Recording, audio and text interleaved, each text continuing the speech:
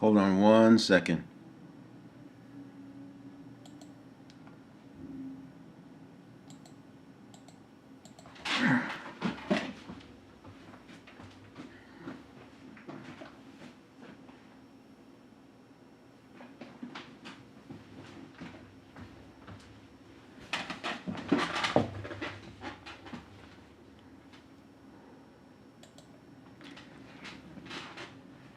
Right, good morning and welcome to the live event today, talking about anxiety crusher, stopping the anxiety spiral before it begins.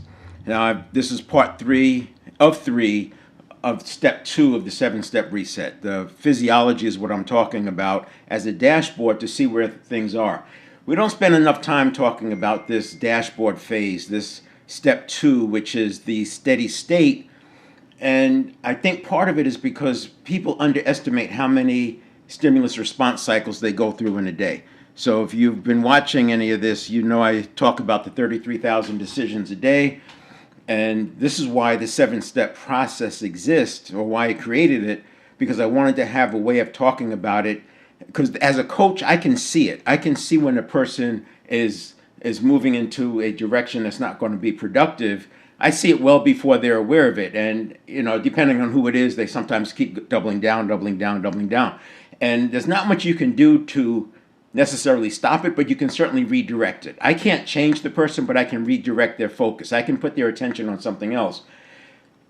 If I do it early enough, then the emotion that I'm seeing through the signal, it passes through. So emotions tend to last about 90 seconds. It's energy in motion. If it stays for more than 90 seconds, it can become a neurobiological event, meaning it's now engaging a neural pathway. Once the neural pathways are engaged, additional associations are made, and the neurons that fire together wire together, and it just goes on and on and on. So catching it early is so important, and I think people underestimate that because we feel like we should be able to manage it. We should be able to suppress it. And the first inclination is to try to suppress it or try to stop it or try to reverse it, whether it's ourselves or others. Now, I'll be talking about using this as self-mastery in January. Right now, I'm talking about it as reversing the anxiety spiral, better yet, stopping it before it starts. And then in February, I'll be talking about it as leading others on a one-to-one approach. Even though you have a span of control of 6, 8, 10 people, you're leading, the actual leadership, meeting them where they are and moving forward, it starts at a one-to-one level. So you may have a span of 8, but you're thinking of it as one-to-one 8 times. Now, hold on a second. So here's the screen with the pre-stimulus, the conditioned reaction, and the response. So we're talking about this pre-stimulus. There's 2 steps in the pre-stimulus, 1 and 2, and then the conditioned reaction is step 3, and then we have 4 is the response. 5 is a check-in on to see if we need to do some emotional modulation. 6 is the action, and 7 is return back to homeostasis, or better yet, allostasis, turning back to mindfulness so we're ready for the next pre-stimulus.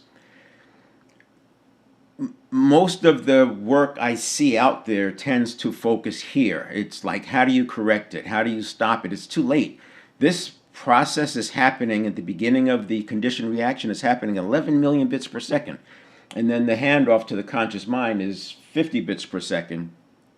And so there's a significant amount of filtering that happens between here and here, but the horse has already left the barn.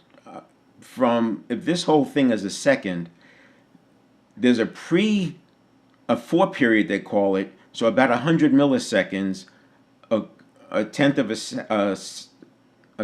second is already influencing what's happening when the stimulus arrives. So in other words, stimulus minus 100 milliseconds, the central nervous system and brain are predicting, or I should say observing what's going on, monitoring what's going on.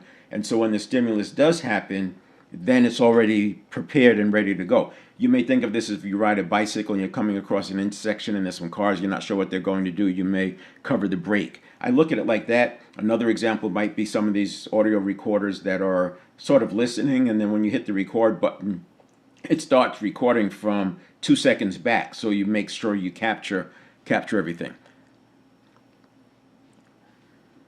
Now, quick review, we've got the 7 performance areas. This is the area we control: mental, physical, spiritual. Emotional is in our control as well, but too often we've abdicated our responsibility and we can be hijacked.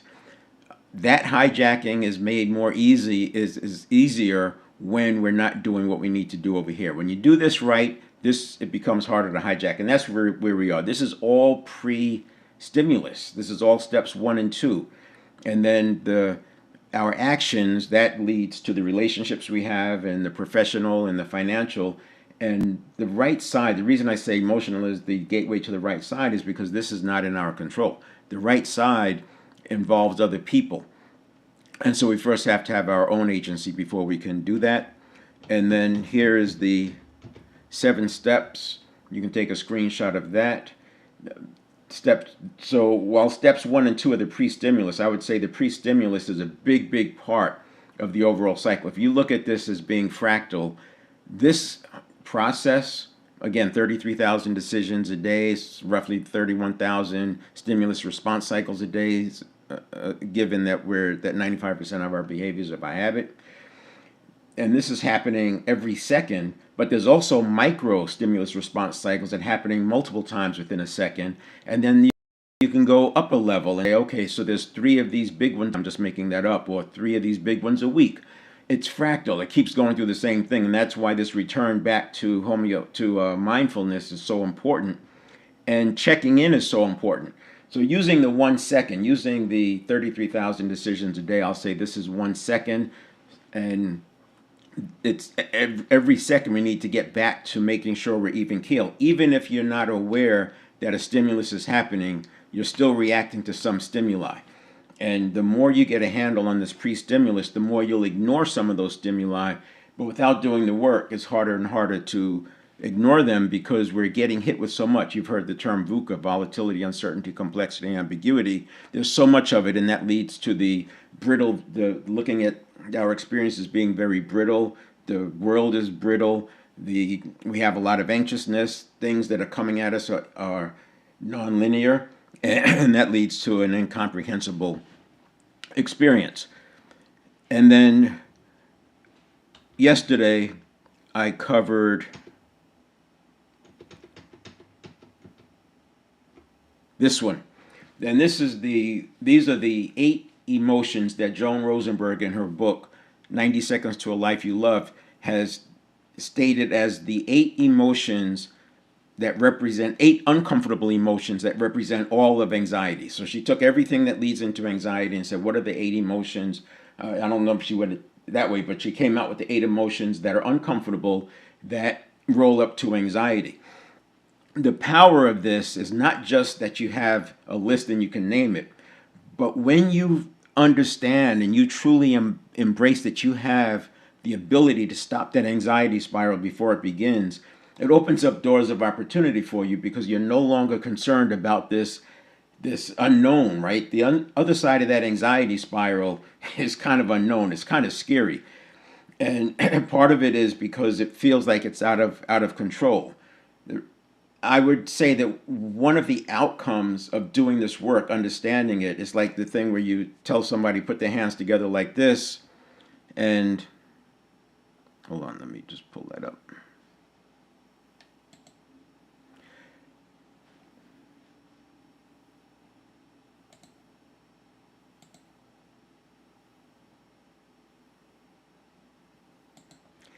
You tell somebody to put their hands together like this, and you say on the count of 3, I want you to push as hard as you can with your right hand. You say 1, 2, 3. And what you'll see is a room full of people doing this. And the point is, you never said push back with the left hand. It's just this automatic. And if you do allow your right hand to push, there's only so far it'll go. And that's how I view this. the tension is coming from inside. In other words, when you're trying to suppress anxiety, you're putting energy into the system to suppress that anxiety. The anxiety is a signal. The emotion is a signal that something is not right, and it's wanting to get your attention. And at the network of neuron level, it's a threat, and threats are treated as life or death, and it's at the level of a Serengeti tiger.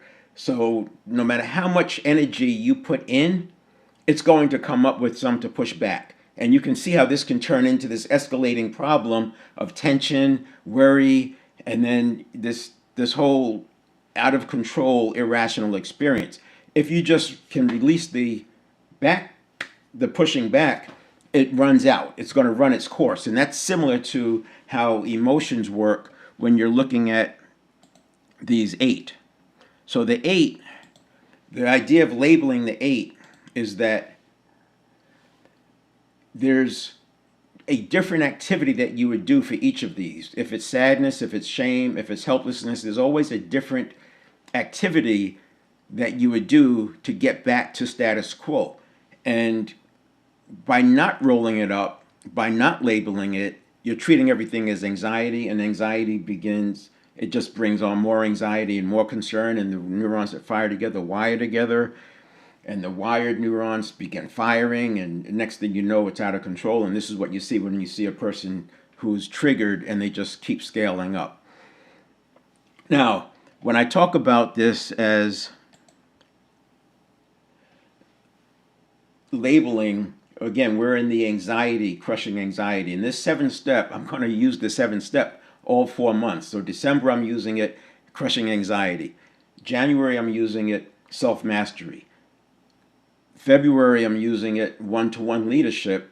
And it makes the shift from doing this on ourselves, to applying these skills and tools with other people. Now, you may not be able to walk a person through emotional modulation, but you can certainly create the environment that's likely to have the effect of emotional modulation. So going back to what I was just saying, if you can process these emotions within the 90 seconds, which is the idea, that's why I said on the 7-step reset, I have this one step here where at 4 you check in to see if you need emotional modulation. This could be 0 to 90 seconds. If you don't need any emotional modulation, you just move on. And by doing this work, you'll have less and less need to do emotional modulation. But when you do need emotional modulation, you engage, you locate it. I say you locate it. Where's the emotion? Where's it coming from? And then label it. Locating it tends to help you with the convergent versus divergent thinking. It takes your mind off of whatever's causing the problem. And then you locate it, you label it, and then what am I supposed to learn from it? And then you can take your action. The next step is taking action. But this processes it, and it's going to happen in less than 90 seconds. If you try and suppress it, you're going to go past the 90 seconds. It becomes a neurobiological event, and now you have more fuel for fight or flight, freeze or faint. And what we want to do is always be moving towards focus and engage. So we don't face Serengeti tigers in the real world here. We don't face life and death threats for most of us. Some of our jobs do have life and death at them, right? As an element, but for the most part, the stimuli that we receive are not at the life or death level. They're not at the Serengeti tiger level. So why do we need all the cortisol? Why do we need all the adrenaline? And this is why I use the 7-step process, because as we do that, we're going to get to a place where we are not always stressed out, where we're not always on the edge. And when you have times like this, like right now, if you look at whether you look at Ray Dalio's work, the Changing World Order, or you look at some of the financial data that's going on, you look at it from a geopolitical standpoint, you look at it from a military standpoint, you look at it from a trade war standpoint, there's so much VUCA going on, so much unknown, and then you have artificial intelligence. It's easy to stay in a heightened state, and what we have to do is gain composure and which is why I started with anxiety stopping the spiral before it begins. So we're applying it to that. When I want to look at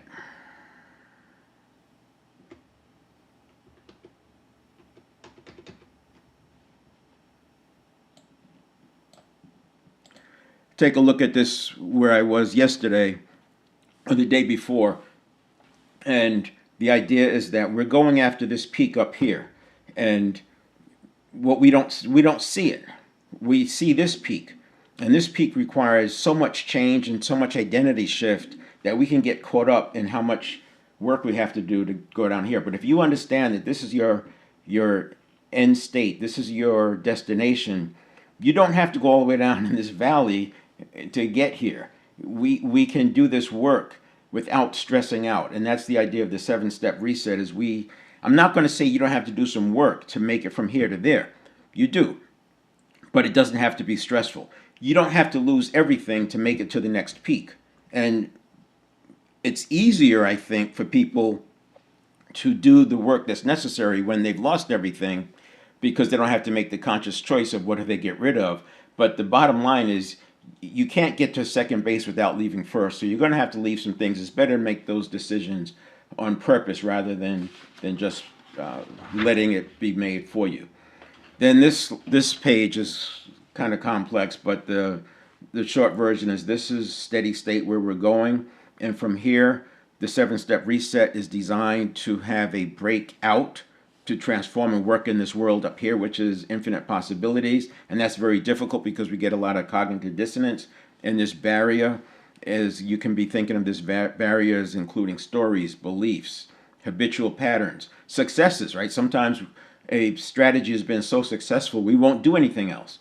Or setbacks, failures. Sometimes a failure has been so difficult, we'll never try it again. All that lives in here. So when you cross it, you're breaking through, and breakthroughs require a break with what was, and that's where you get that cognitive dissonance. And a lot of people will turn back here. But we're not talking about transformation now. That'll be January. What we're talking about now is stopping the anxiety spiral before it begins. So this is very similar. You have chronic anxiety and worry is like negative goal setting.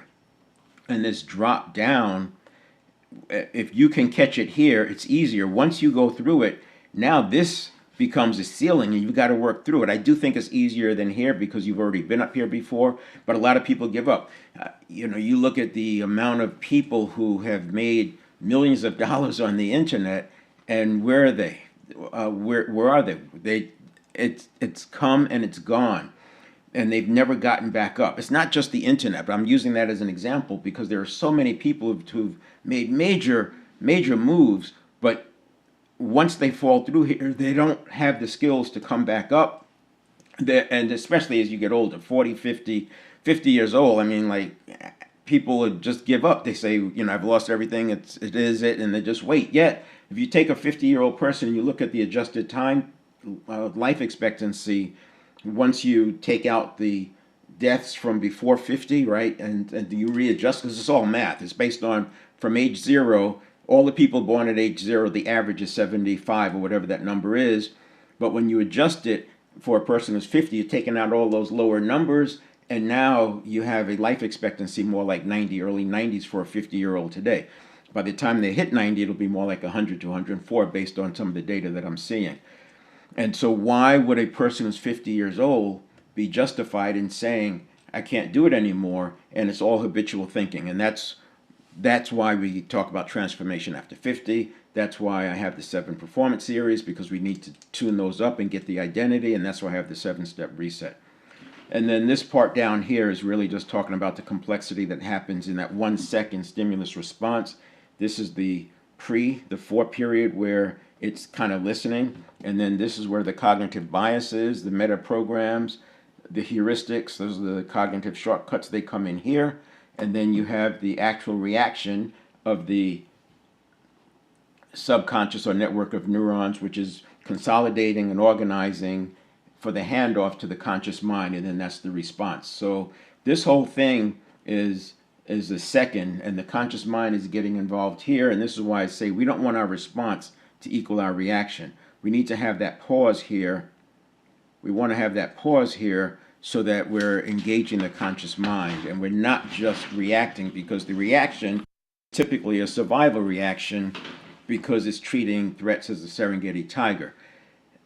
And if you're in an operational mode, it's less concerning because your response equaling the reaction is most likely less problematic because you're in this operational mode and there's so much infrastructure around operations and patterns, etc., that you're probably going to be making the right decision.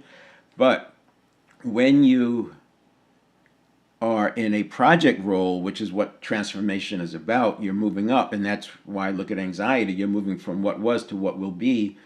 And it's going to be more likely that your threats are seen as life and death, and therefore the reaction will be a survival reaction, and therefore your response will probably be an inappropriate response. This is where we see people getting triggered. They start yelling, screaming.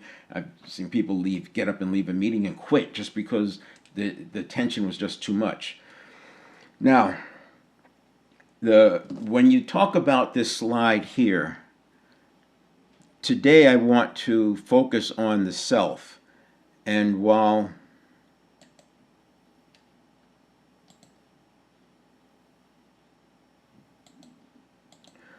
this is, yeah, hold on. While this slide is talking about the emotions that we want, that we can experience, and I do cover this in step 5, but I want you to start thinking about what are the signs when I'm running into one of these. Remember, you've got 90 seconds to let that emotion process. We don't want to suppress it. We want to lean in very early. What are the signs that indicate one of these things are coming? What are the signs that indicate when I'm going to be, that I'm starting to get angry? How about when I start to feel vulnerable? We want to pick up on those signs. Now, there's a term called sensory acuity, which is where we're observing for these signs in other people. And then there's this reflective feedback that goes along with that, where you say, well, that must have been frustrating for you, right? You're kind of fishing. Is that the emotion I see? You're looking at their facial expression. That must have been frustrating for you. And you're kind of nodding your head.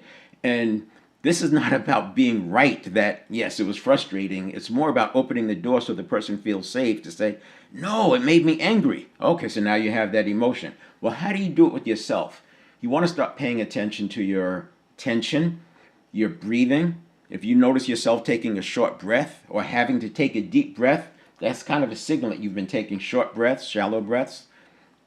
If you start feeling like you're looking down, your physiology, your posture, that's why I say physiology is a great dashboard. You start feeling like your posture's going down. Catch that early. Now, there are things you can do. You can go outside.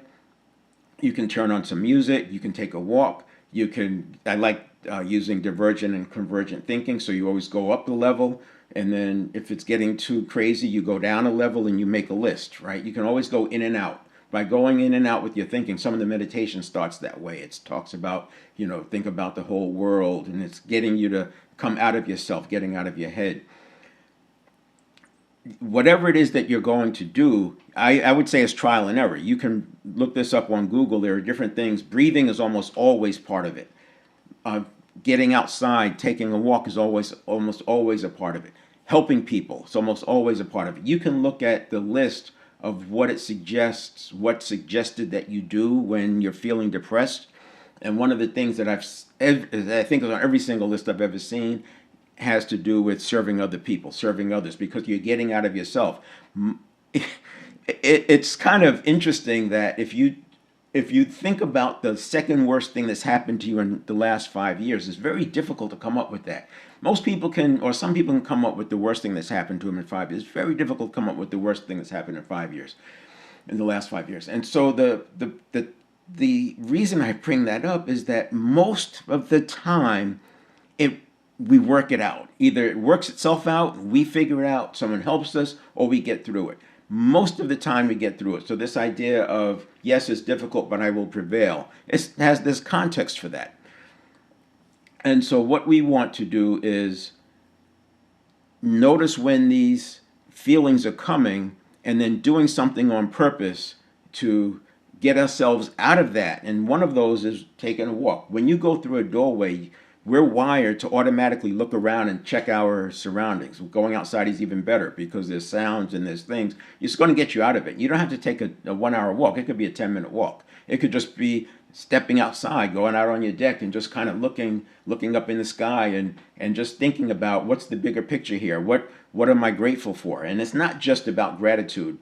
Most of our problems that we're encountering, at least business problems, exist because we pursued this goal that's led us to this place. So if you're having a problem that's related to business, at one point you had a goal to start a business. So the business, there is a greater positive context. You are getting what you wanted, which is the business. If you have a flat tire, your greater positive context is the car. You can't have a flat without a car. You can't have this problem if you didn't have a business. You wouldn't have this issue if you didn't have a job. And so it's not just gratitude for the sake of gratitude. It's looking at the greater positive context to put things in perspective and move you off of that fight or flight.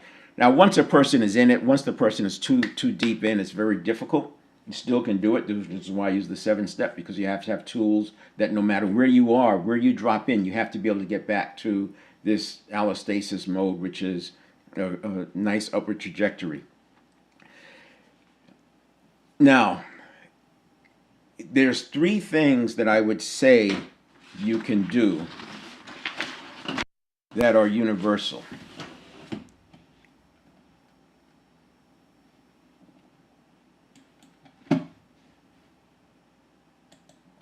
The 3 things that are universal, one is always breathing. Breath work.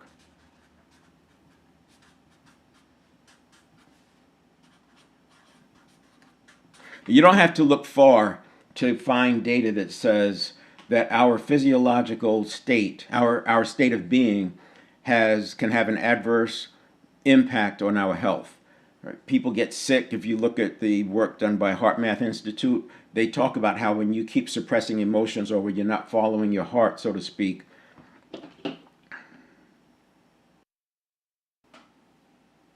when you're not following your heart, you can create health problems for yourself. Let me just check something. I've been having audio issues and I want to just make sure that, okay.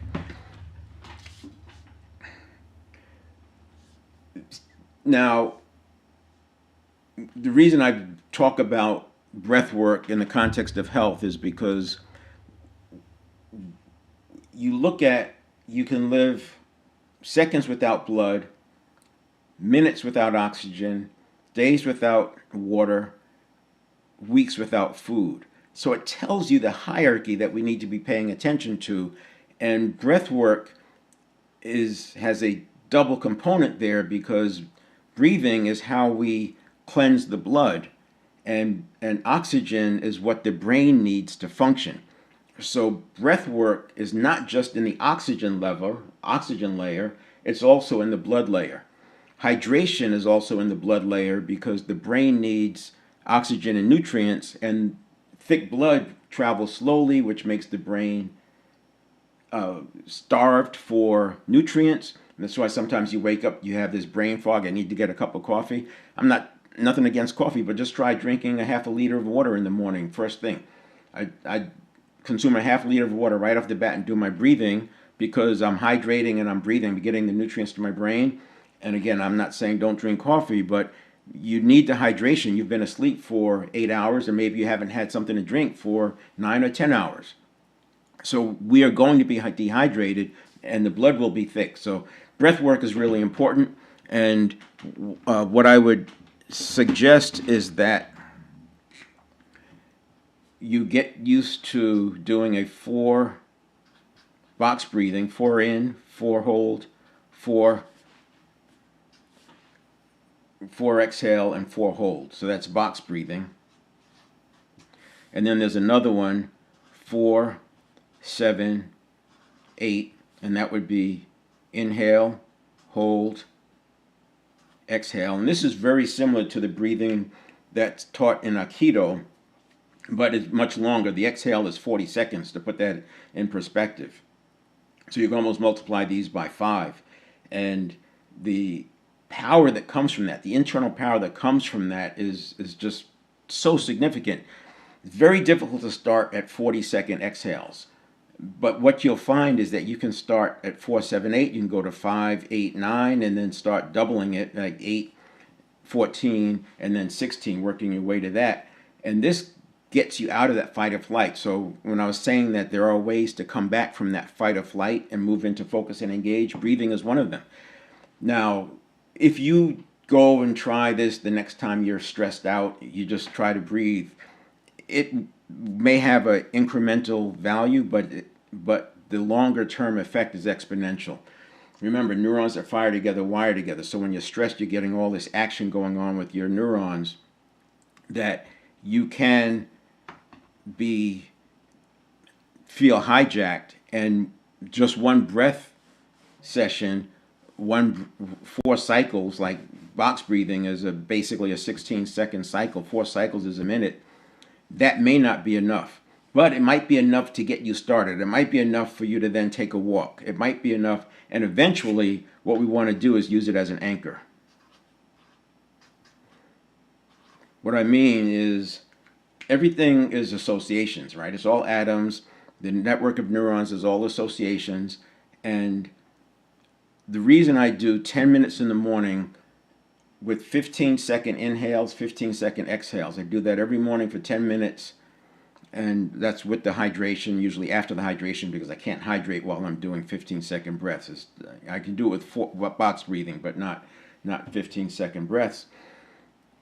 But having that anchor, no matter what happens, and I do that for 10 minutes. And while I'm doing that, I'm not just breathing. I'm thinking about my day. I'm planning the day. I'm thinking about nuances. Okay, I'm going to go deeper on what's the most important thing I have to do today, what's coming up for me, what do I have to work on that. But I'm focusing on the breathing. I use the Garmin Venue 3 watch, and it has, you can put these breathing signals in there. So it's basically buzzing every 15 seconds. And I work that up from 5 to 10, and then eventually up to 15 seconds.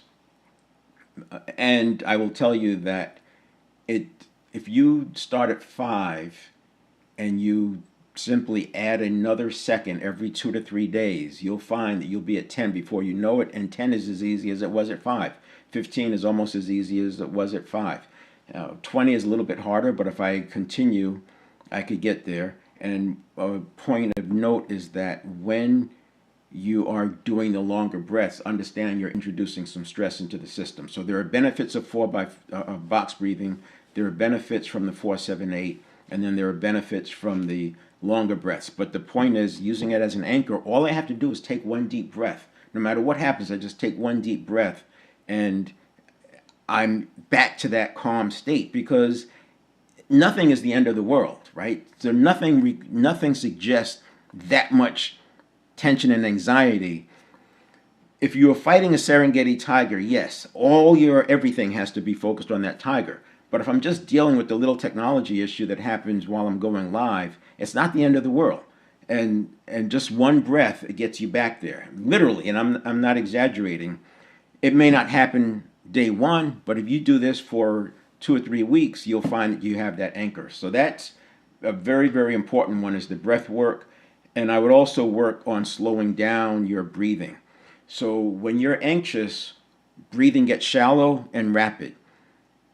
What's interesting is when you take deeper breaths and longer breaths, it reduces the anxiety. So this is a major tool that you want to have. Another one is transformational vocabulary.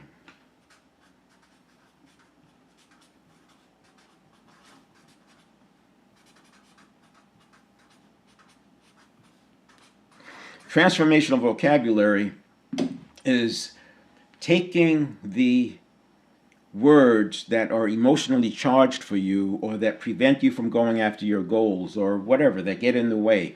Those words that come up where they're, like I said, emotionally charged, and changing them. Again, you can look this up online. There's definitions of it. And changing them so that it empowers you instead of uh, becoming a resistance factor. So, for example, I like like many people when I was selling. This goes back into the 80s and 90s. Yeah, you could experience call reluctance, and I would just fight through it. You have to get through it. You make a few calls, and then you're through it, right? But the call reluctance still stands there. Some people have closing reluctance. They know they should be closing, but they're reluctant to go forward. And if I looked back at why I had this hesitation, it was because I didn't like being rejected. So I said, well, rejection has a lot of power in that word, and who knows where it came from, right? I mean, everything is a learned experience. So there was something that made me dislike rejection, whatever that was. I could go back and change that, or I can just take the power out of the word rejection. So what I did was I made it unappreciated. Unappreciated put me back in the driver's seat, because if they don't appreciate what I'm offering or how I'm offering it or whatever, and I consciously decided to sell this product or service in this way, then, and if I'm not willing to change that, then I'm okay with them not appreciating me. If they don't appreciate the offer, they're not going to buy. That's not a rejection of me. So transformation of vocabulary is two parts. One is you take the power out of that word by changing it, so now unappreciated. And then the other thing I did was I added power to the word rejection, and I said, my new definition of rejection is when I don't pursue a goal because I fear it. Because out of fear, I don't pursue the goal. So now you have it working in both ways. And it's a simple decision. People struggle with how easy that is, but when you consider that it's not a mind thing, it's not mental, it's a network of neurons. And associations are 100% what's going on with the network of neurons. The neurons that fire together wire together, and the ones that are wired together fire together. So by changing the meaning of the word and making a conscious decision to do that, now in the beginning it takes work. You have to remind yourself. But I will tell you that when you do this often, you will find all you have to do is make a decision. Sometimes breaking a habit, all it takes is a decision. Other times it takes more work. But you'll figure that out. But the next part is, I would say, do a vocabulary audit.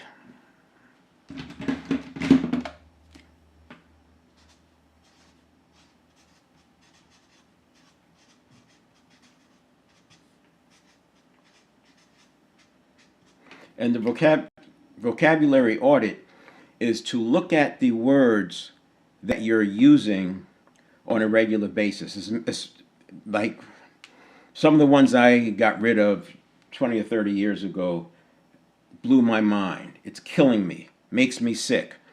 Those words, and it's not about mystical woo-woo, it's associations. Those words have meaning, and they trigger associations in your system, and you won't even notice it initially, right? We have 100 billion neurons.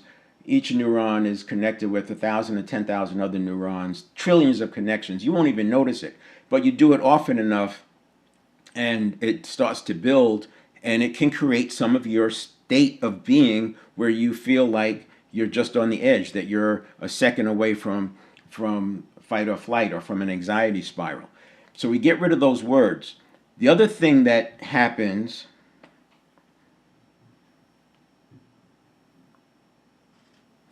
and this is how it was introduced to me when I did the vocabulary audit, is that some people may have used affirmations and they worked, and then they find out that they don't work. I think one of the reasons why affirmations lose some of their power is just because of the complexity that's going on and the amount of distraction.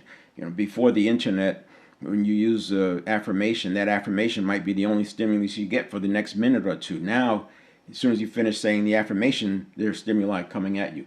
But the reason I did it was because of your system has to ignore some of your words. If you're saying that's killing me, or that's going to kill me, or that blew my mind, that's not really true. It didn't blow your mind. It was just interesting. And by removing those words, you're able to take your words more seriously, and the words have a lot of power. I'm looping this back to why, when you've done this work, you can sometimes break a habit just by stating it, just by saying out loud, I don't want to do that anymore, or From now on, I'm going to do this. This kind of gets into implementation intentions, which is another thing that we can do. I'll do more of that in January because it's more about the transformational piece. But implementation intentions are, for example, the next time my audio goes out, I'm going to do this. Now I've already like pre-framed myself. I've already primed myself to do a certain thing when the audio goes out. Just as an example. And by doing that audit and getting rid of the things that I don't really mean to say and I shouldn't be saying, like that makes me sick or I'm so overwhelmed, those are useless in my opinion. By changing those words, I'm able to put more power on the words that I do choose to use. So vocabulary audit, getting rid of the negative or words that take you down that wrong path. And remember, what we're talking about now is back to this. So you have step 2, and then you have step 3. And step 3 is this series of events from a 4 period, and then the initial reaction, which is the heuristics, and then you have the reaction, and then you have the handoff.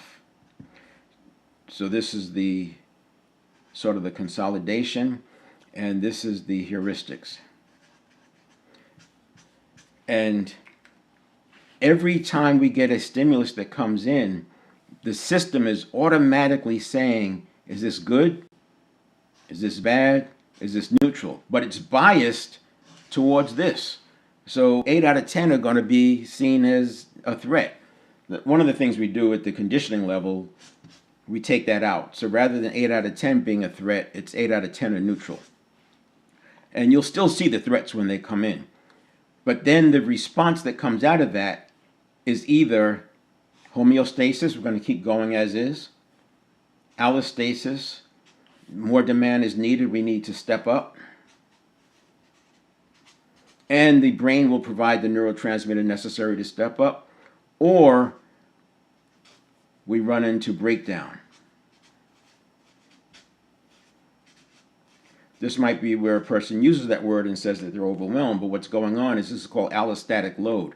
So this is allostasis.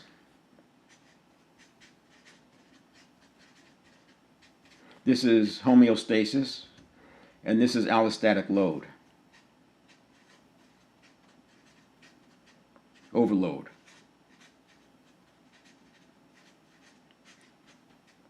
So allostatic overload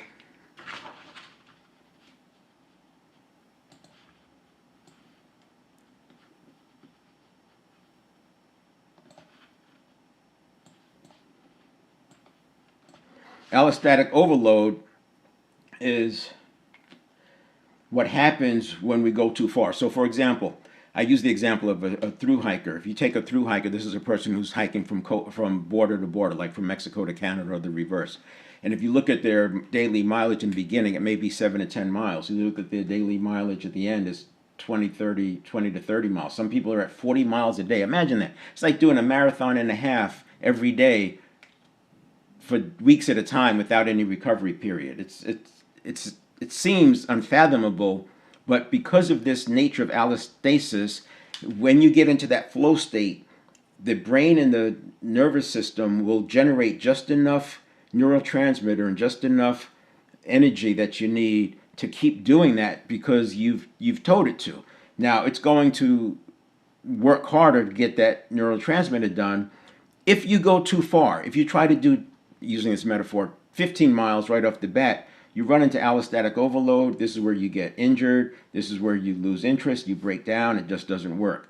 So and I'll talk about this in February, and as a leader, we want to pick up on those signals early and keep people from falling into allostatic overload. It's a balance because the homeostasis is not going to get you through a transformation.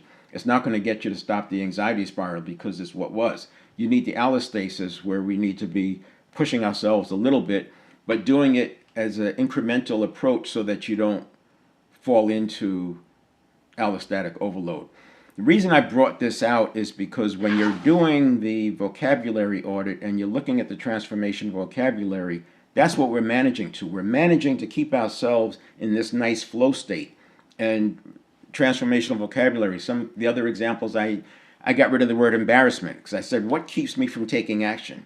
Like public speaking is the one of the biggest fears, and at that time I wanted to do more public speaking. So I said, what is it that makes me resist public speaking? Well, I don't want to be embarrassed. So I took embarrassed out. I don't use the word I'm embarrassed. It doesn't exist for me. I changed the word. It's amused.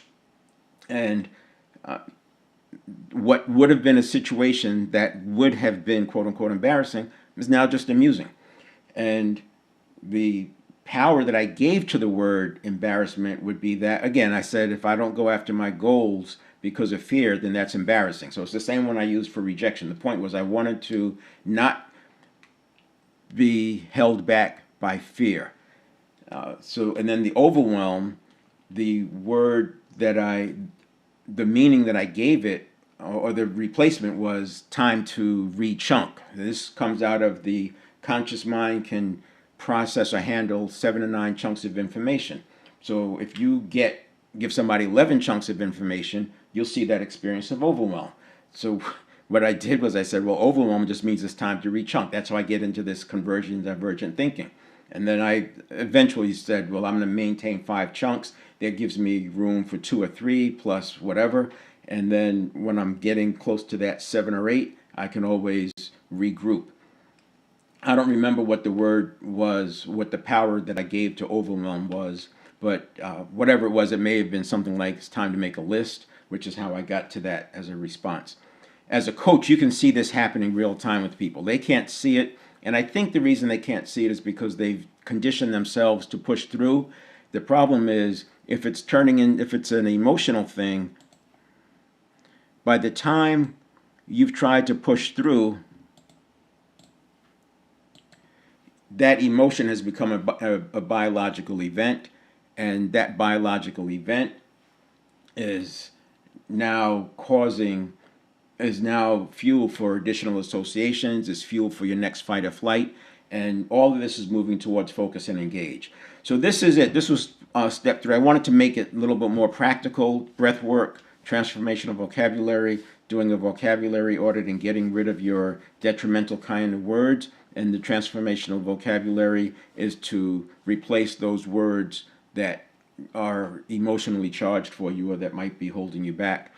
And then next, on Thursday, tomorrow, I'll review this process, but more practical in terms of the things that we can do. So I'll talk about how do you manage this 4 period and how do you deal with the heuristics and the cognitive biases, because by the time the cognitive bias comes,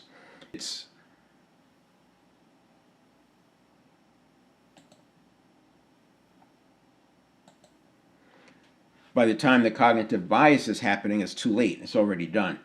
And this has to be done at the conditioned period, because if this thing is a whole second, and you have 250 milliseconds here, and 250 milliseconds here, and 250 milliseconds here, you don't have much time to deal with this. And this, by the way, is about 100 milliseconds. You don't have much time to deal with it. And we need to handle it before it hands off to the conscious mind. And so what we're doing is on step 4, we'll get to a condition and a pause. And to spill the beans in the lobby, or spill the candy in the lobby, this here is a positivity exercise. So that's what we'll be talking about tomorrow, and how you can condition it in. We'll also talk about some other things that you can condition in. This is important because it's before you're even aware of it. It's happening in the background during that 1/4 of a second reaction time. There's stuff going on during that reaction time. It's thinking about it. 11 million bits per second. So it's processing. It's looking at what is this related to? How bad is this? What is this like? And without changing it, your conditioning is probably similar to what it was when you were 0 to 7, which is totally inappropriate, I'm sure, for most of us, given the VUCA rule, especially if you're over 50 years old. All right, that was, let's see if we got. So that was a bunch in terms of wanting to make it practical. If you do nothing else, I would say start with the breath work and explore that. Do that for a week or 2, and then start exploring other things. The next thing I would do is the transformation of vocabulary, because we bring our own stress around by telling ourselves that's going to kill me, or it's going to make me so I won't be able to handle that. That's going to be too much for me. Why would we tell ourselves that, knowing that habits live in the network of neurons and that it's all associations? Why would we fuel our network of neurons with words like that's going to kill me, or I'll never be able to do that, or that would have I'd be done after that, or I'm going to get fired if I do that? People use those words like they are meaningless. And then you have others, the law of attraction crowd will talk about how you have to use words for manifestation. None of what I talk about is woo-woo. I'm not saying that doesn't work. What I'm saying is none of it is woo-woo. It's all through the network of neurons. It's all practical, which is why I can go back to the 7 performance areas and talk about mental, physical, spiritual, emotional is what's in our control. And the emotional is the gateway to the right side for those things that involve other people, which is relationship, professional, and financial. All right, we'll